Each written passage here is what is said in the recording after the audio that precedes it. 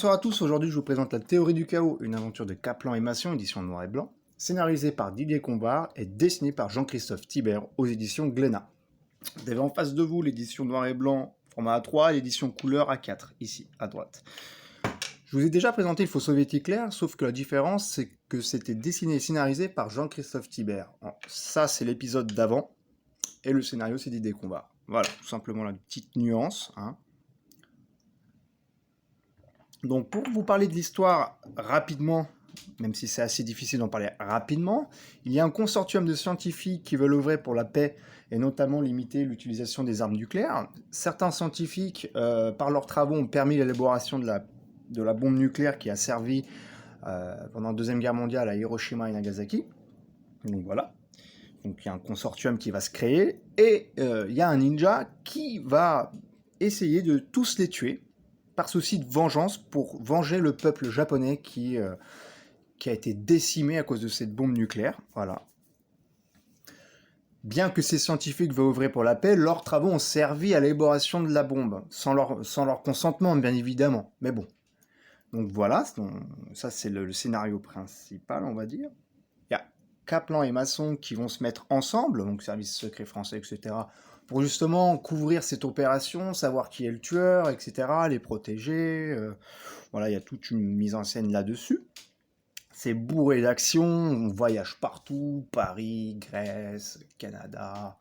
C'est vraiment rythmé, très rythmé. Pour vous parler du dessin, donc on est toujours sur la fameuse ligne claire, hein, avec un souci du détail impressionnant. Je vais vous montrer ça de plus près. Comme d'habitude, on reconnaît très très bien le trait de Jean-Christophe Thibert. Hein. Vraiment, là, c'est sa signature. Il n'y a pas de doute à avoir là-dessus. Les proportions, le réalisme des objets ou des personnages, de comment ils sont habillés, etc., est ultra réaliste et déconcertant, vraiment. On a même les armoiries sur ce kimono japonais, donc c'est excellent. Hein. C'est très très bien fait. Bon, je vous remonte d'autres pages. Comme d'habitude, un soin particulier pour tout ce qui est uniforme, voitures anciennes, etc.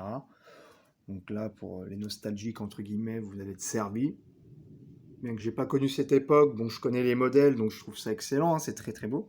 Beaucoup d'onomatopées, qui permettent d'illustrer, donner un peu de bruit, de volume au récit, comme dans Il faut sauver Hitler. Donc on retrouve vraiment les signes distinctifs, voilà, dans ces deux récits. L'histoire est totalement différente, bien évidemment. Bourré d'action, vraiment ça pourrait être adapté au cinéma, hein, en scénario, c'est vraiment un beau film d'action, ça c'est clair. Personnage toujours aussi charismatique, hein, c'est des beaux personnages, hein. On s'y attache, non, c'est vraiment bien fait. Voilà, quand je dézoome comme ça, on voit vraiment là, tous les détails, vraiment, il y a un travail monstre, impressionnant, page par page. Donc ça, c'est l'édition noir et blanc.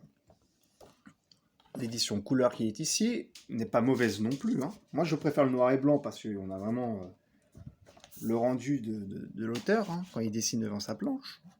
Mais c'est tout aussi joli en couleur, hein, bien évidemment. Hop. Bien évidemment. Il y a une réduction, hein, il y a une réduction, c'est évident, hein, je me permets de le dire. Voilà. Donc toujours l'onomatopée, là il était mis en couleur vraiment pour donner du rythme. Donc vous voyez, il y a vraiment une recherche tout de même. Hein. Hop. Donc avec une jaquette spéciale différente de la version A3. Et là derrière, boum, ça donne un poster si on la détache. Donc voilà. Je pense avoir fait le tour. C'est une superbe bande dessinée. Action, ligne claire maîtrisée à la perfection. On s'éclate, on voyage. Vraiment bravo à Jean-Christophe Thibert pour cette bande dessinée que j'aime tout particulièrement. Je vous dis à très bientôt.